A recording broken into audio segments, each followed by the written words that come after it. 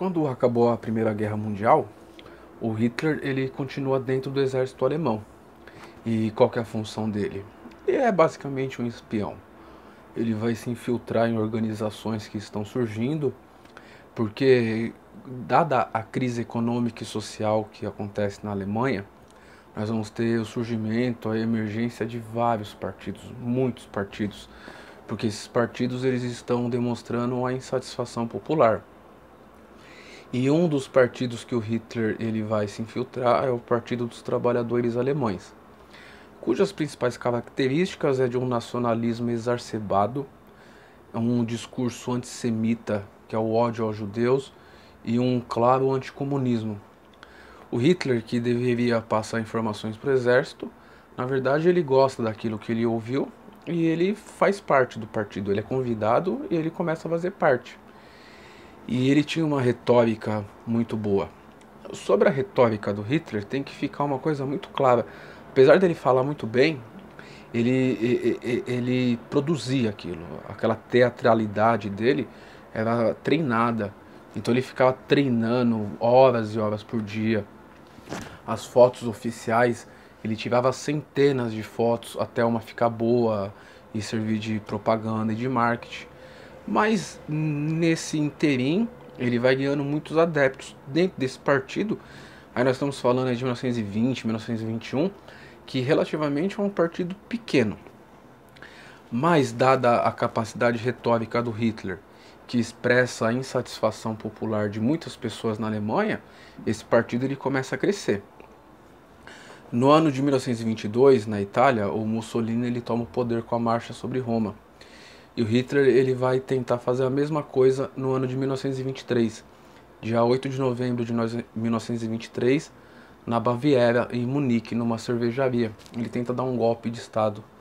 E isso é muito importante de notar também, porque apesar do fascismo ser um movimento de massas, essa tentativa de golpe mostra que ele tinha uma certa receptividade dentro do alto escalão militar.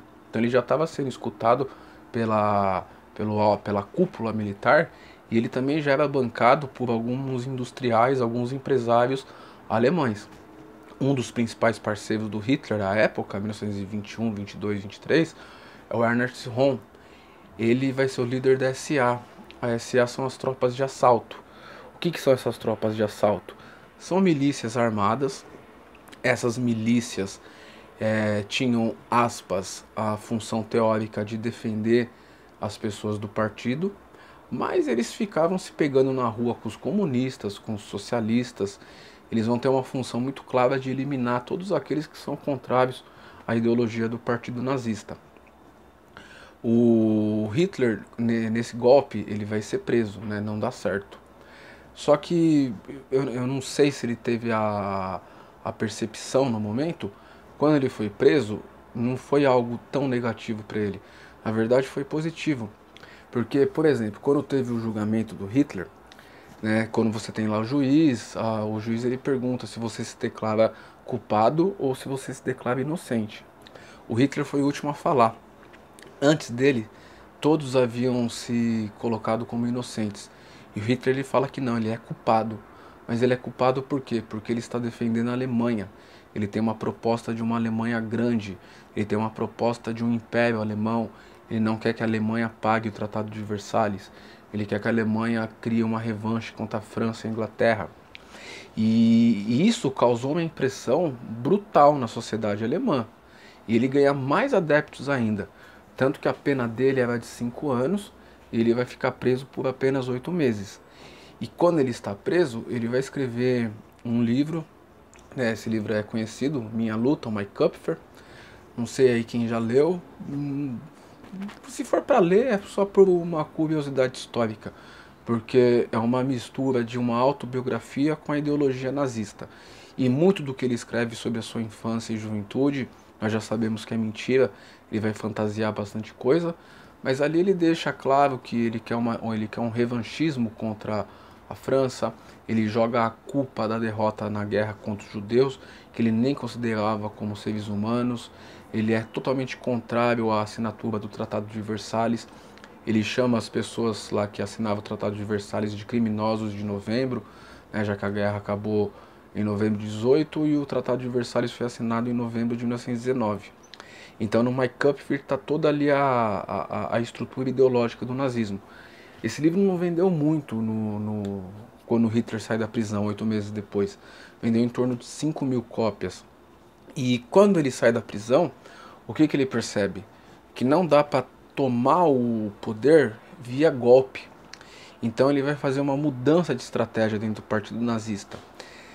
Conquistar cadeiras no parlamento, pela via parlamentar, pela via institucional.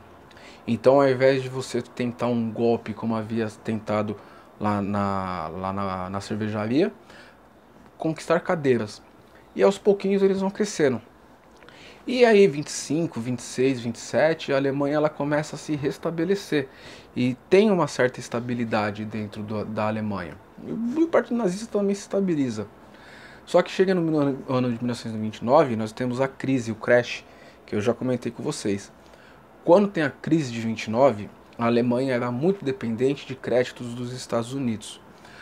Quando ocorre o crash de Nova York, a Alemanha ela quebra. E é aí que o Partido Nazista ele vai subir vertiginosamente. Ele vai ter um amplo apoio popular e a figura do Hitler cresce junto com essa crise. Então, no próximo vídeo nós vamos falar aí do Hitler na década de 30, principalmente a partir de 33, quando que ele toma o poder de fato, de uma maneira até que democrática, e ele se transforma em chanceler da Alemanha. Beleza, pessoal?